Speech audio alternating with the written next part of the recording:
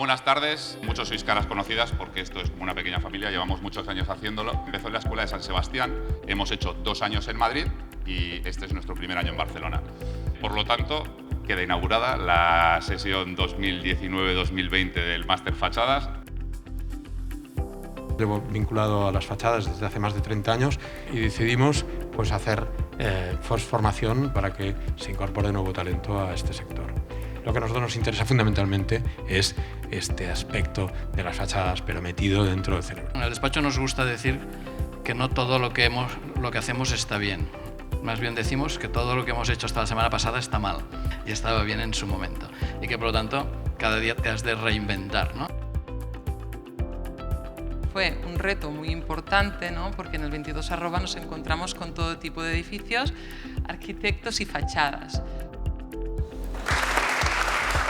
El máster te ayuda a tener una visión global del mundo de las fachadas. Me abrió sobre todo mucho lo que yo llevaba años trabajando, que era para mí un pequeño mundo y no había visto más allá, y bueno, para mí fue un cambio muy grande.